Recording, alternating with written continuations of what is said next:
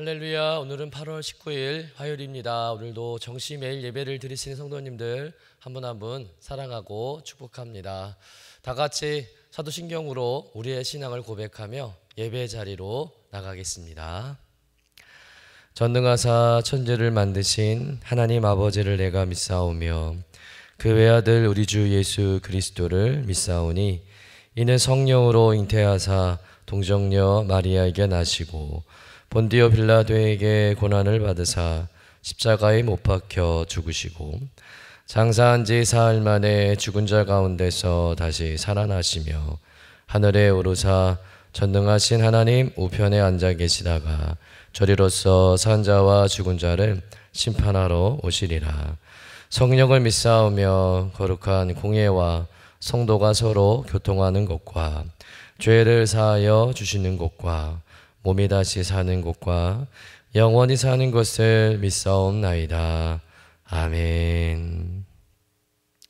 다 같이 찬송가 280장 함께 찬송하겠습니다.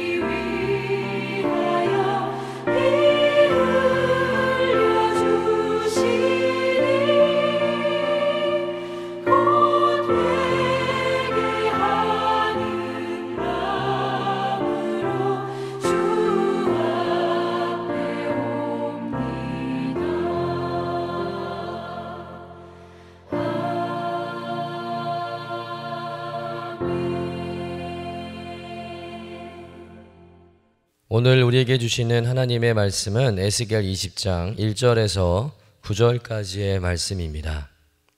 함께 받들어 읽겠습니다.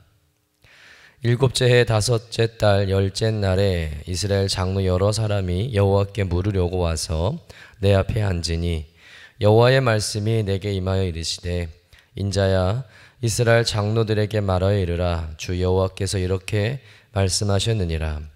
너희가 내게 물으려고 왔느냐? 내가 나의 목숨을 걸고 맹세하거니와 너희가 내게 묻기를 내가 용납하지 아니하리라. 주 여호와의 말씀이니라. 인자야, 내가 그들을 심판하려느냐? 내가 그들을 심판하려느냐? 너는 그들에게 그들의 조상들이 가증한 일을 알게 하여 이르라. 주 여호와께서 이같이 말씀하셨느니라. 옛날에 내가 이스라엘을 택하고 야곱 집의 후예를 향하여 내 손을 들어 맹세하고 애굽 땅에서 그들에게 나타나 맹세하여 이르기를 나는 여호와 너희 하나님이라 하였노라. 그날에 내가 내 손을 들어 그들에게 맹세하기를 애굽 땅에서 인도하여 내어 그들을 위하여 찾아 두었던 땅 곧 젖과 꿀이 흐르는 땅이요 모든 땅 중에 아름다운 곳에 이르게 하리라 하고 또 그들에게 이르기를 너희는 눈을 끄는 바 가증한 것을 각기 버리고 애굽의 우상들로 말미암아 스스로 더럽히지 말라. 나는 여호와 너희 하나님이라 하였으나 그들이 내게 반역하여 내 말을 즐겨 듣지 아니하고 그들의 눈을 끄는 바 가증한 것을 각기 버리지 아니하며 애굽의 우상들을 떠나지 아니하므로 내가 말하기를 내가 애굽 땅에서 그들에게 나의 분노를 쏟으며 그들에게 진노를 이루리라 하였노라. 그러나 내가 그들이 거주하는 이방인의 눈앞에서 그들에게 나타나 그들을 애굽 땅에서 인도하여 내었나니 이는 내 이름을 위함이라. 내 이름을 그 이방인의 눈앞에서 더럽히지 아니하려고 행하였음이라. 이는 하나님의 말씀입니다. 아멘. 우리가 읽은 본문의 말씀은 하나님의 크신 사랑과 은혜에도 불구하고 하나님을 거역한 이스라엘 백성들의 죄에 대해서 기록하고 있습니다. 이때가 유다 예루살렘이 멸망하기 4년 전쯤이라고 볼 수가 있는데 본문 1절에 보면 바벨론의 포로로 끌려간 지 7년째 되는 5월 10일에 이스라엘 장로들이 에스겔 선지자를 찾아왔다고 기록하고 있습니다. 여기서 7년째라는 것은 유다의 왕 여호야긴이 바벨론의 포로로 끌려가고 대신 시드기야가 왕으로 임명된 지 7년째 되는 해라는 뜻이죠. 그때 바벨론의 그발 강가에 포로로 살고 있었던 이스라엘 백성의 장로들이 하나님의 뜻을 여쭈려고 에스겔 선지자를 찾아왔다는 것이죠. 앞으로 유다의 운명이 어떻게 될 것인지, 또 여기 바벨론 포로로 끌려온 자신들의 운명이 어떻게 될 것인지, 또 바벨론은 어떻게 될 것인지를 물어보려고 에스겔 선지자를 찾아왔던 것입니다. 그런데 이때 하나님께 주신 말씀은 너무나 의외의 말씀이었다는 거죠. 3절 말씀 같이 읽어보겠습니다. 인자야, 이스라엘 장로들에게 말하여 이르라. 주 여호와께서 이렇게 말씀하셨느니라. 너희가 내게 물으려고 왔느냐? 내가 나의 목숨을 걸고 맹세하거니와 너희가 내게 묻기를 내가 용납하지 아니하리라. 주 여호와의 말씀이니라. 무슨 말씀입니까? 하나님은 그들의 질문을 단호히 거절하셨습니다. 왜냐하면 지금 그들은 하나님과 관계가 온전하지 않은 상태에서 자신들이 듣고 싶은 대답만 생각하고 있기 때문이죠. 그들이 어떤 대답을 듣고 싶어 하는지 뻔한 거예요. 이스라엘 장로들이 에스겔에게 유다가 멸망하거나 자신들이 포로로 끌려와서 망한다거나 바벨론이 망하지 않을 거라는 얘기를 듣고 싶었겠습니까? 아니겠죠. 그들이 듣고 싶은 것은 유다가 망하지 않는 것이고 오히려 이방 민족 바벨론이 망하는 대답이었을 것입니다. 여러분, 이런 생각은 여전히 자신들의 죄악을 깨닫지 못하고 있다는 증거로 볼 수 있는 거예요. 왜 자신들이 바벨론의 포로로 끌려오고 유다가 기울어져 가는지 전혀 자각이 안 되는 것이죠. 오히려 이 위기와 고난을 이겨내고 남유다가 다시 재건될 거라는 착각을 하고 있다는 것입니다. 한마디로 이스라엘 장로들은 에스겔 선지자에게서 유다가 오뚜기처럼 다시 일어나고 바벨론이 무너지는 시나리오를 듣고 싶어 했다는 거예요. 그러나 하나님의 계획은 그런 계획이 아니었습니다. 유다의 완전한 멸망이었다는 것이죠. 여기서 우리는 남유다 백성들의 잘못된 신앙의 태도를 발견하게 됩니다. 여러분, 왜 하나님 이스라엘 장로들의 질문에 대답하려고 하지 않으셨을까요? 대답할 가치가 없었기 때문이죠. 그럼 왜 대답할 가치가 없었을까요? 바로 그들의 질문 속에 회개의 마음도 순종의 결단도 없었기 때문입니다. 하나님께서 어떤 말씀을 하셔도 그들은 그 말씀을 받아들여 순종할 준비가 되어 있지 않았다는 거예요. 이미 마음이 굳어져 있었고 듣고 싶은 말만 들으려는 그 태도였기 때문에 하나님의 대답은 오히려 그들의 귀에 거슬리거나 아니면 무시당할 게 뻔했다는 것이죠. 여러분, 하나님의 말씀은 정보가 아니라 순종의 명령인 줄로 믿습니다. 하나님의 말씀을 듣는 순간 삶을 바꾸어야 하는데 이스라엘 장로들은 전혀 그럴 마음이 없다는 겁니다. 하나님의 말씀을 그저 정보로만 들으려고 했다는 것이죠. 이스라엘 장로들은 하나님의 말씀을 듣고 회개하거나 순종하려고 듣는 것이 아니라 여전히 자신들의 죄와 현실을 직면하지 않고 하나님을 자신들이 원하는 시나리오를 뒷받침해 주는 분으로 여겼다는 거예요. 그래서 하나님은 그들의 질문에 대해서 거부하신 거예요. 여러분, 우리가 하나님께 묻고 기도할 때 이 부분을 놓치지 말아야 합니다. 우리가 기도할 때 우리는 우리가 원하는 응답을 기도할 때가 있습니다. 또 이미 내가 답을 정해놓고 또 내가 다 결정해놓고 하나님께서 도와주시기만 바라고 기도할 때가 있다는 거예요. 여러분, 그런 기도는 하나님이 응답해 주지 않습니다. 어떤 응답이 와도 내가 순종하겠습니다라는 믿음이 아니면 하나님은 우리의 기도에 응답하지 않는다는 거죠. 여러분, 기도는 내가 원하는 답을 얻는 수단이 아니라 하나님 앞에서 마음을 돌이키고 그 뜻에 순종하기로 결단하는 자리인 줄로 믿습니다. 그러니 기도하실 때 내 생각, 내 판단, 내 기대를 내려놓고 오직 주님 뜻이면 무엇이든 순종하겠습니다라는 믿음의 자세로 기도하시는 여러분 되시기를 주님의 이름으로 간절히 축원합니다.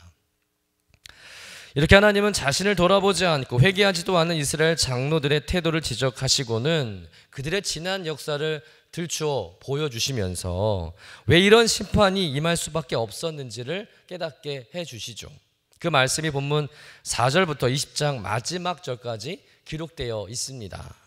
애굽에서 나올 때부터 지금까지 이스라엘 백성들이 하나님께 불순종하고 거역했던 일들을 일일이 나열하고 계신 거예요.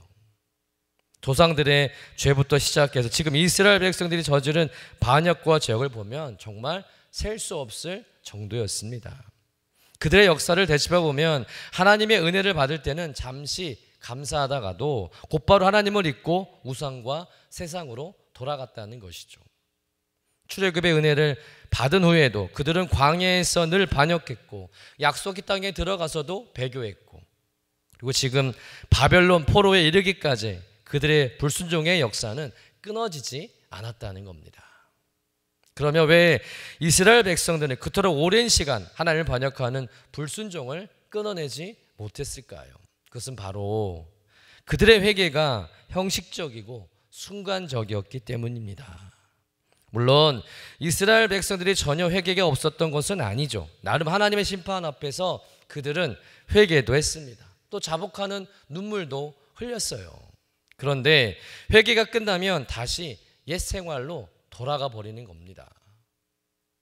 위기나 재앙이 닥칠 때는 잘못됐다고 하나님께 눈물로 회개하지만 그 재앙이 끝이면 문제가 해결되면 삶이 평안해지면 다시 옛 생활로 돌아갔다는 거예요.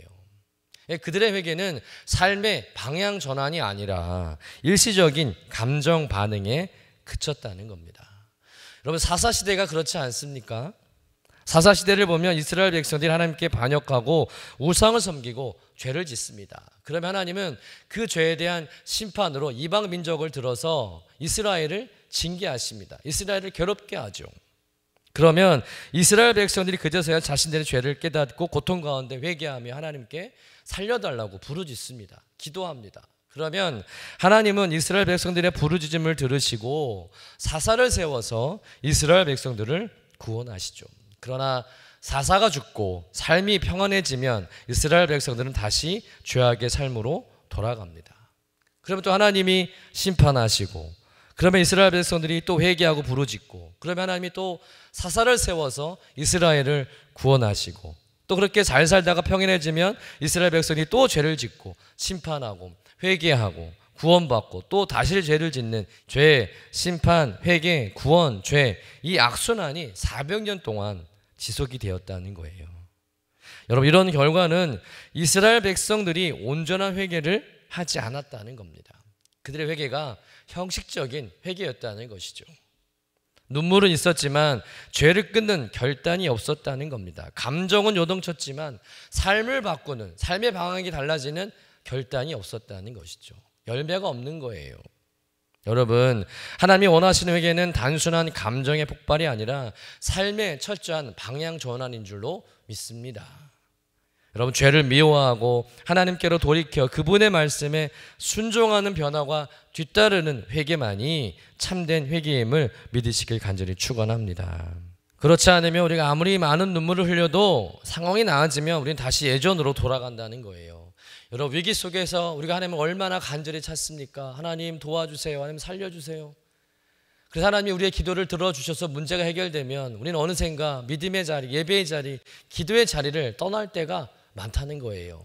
이스라엘 백성들의 모습과 별반 다르지 않다는 것이죠. 여러분, 하나님은 순간적인 감정의 눈물이 아니라 끝까지 지속되는 돌이킴의 열매를 원하시는 줄로 믿습니다.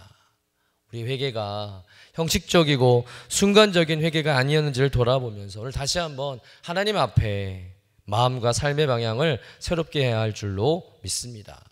죄를 미워하고 끊어내는 결단, 말씀에 순종하는 결단, 어떤 상황에서도 예배와 기도, 믿음의 자리를 지키는 결단이 필요한 줄로 믿습니다. 그럴 때 우리 회개가 일시적인 감정이 아니라 삶의 열매로 증명되는 온전한 참된 회개가 될 줄로 믿습니다. 여러분, 눈물로만 끝나는 회개가 아니라 삶이 변하고 방향이 바뀌는 참된 회개로 나아가시는 여러분 되시기를 주님의 이름으로 간절히 축원합니다. 기도하겠습니다. 사랑과 은혜가 풍성하신 하나님, 오늘 말씀을 통해서 이스라엘의 불순종과 완악함을 보며 우리의 모습 또한 돌아보게 하시니 감사합니다. 주님, 우리 회개가 순간적인 감정과 눈물로만 끝나지 않게 하시고 마음과 삶의 방향이 철저히 주님께로 돌아가는 참된 회개가 되게 하여 주옵소서. 죄를 미워하고 끊어내는 결단을 주시고 어떤 상황에서도 예배와 기도, 믿음의 자리를 지키는 굳건한 믿음을 더하여 주옵소서. 감사드리며 거룩하신 예수님의 이름으로 기도드립니다. 아멘. 하늘에 계신 우리 아버지여, 이름이 거룩히 여김을 받으시오며 나라가 임하시오며 뜻이 하늘에서 이루어진 것 같이 땅에서도 이루어지이다. 오늘 우리에게 일용할 양식을 주시옵고 우리가 우리에게 죄 지은 자를 사하여 준 것 같이 우리 죄를 사하여 주시옵고 우리를 시험에 들게 하지 마시옵고 다만 악에서 구하시옵소서. 나라와 권세와 영광이 아버지께 영원히 있사옵나이다. 아멘.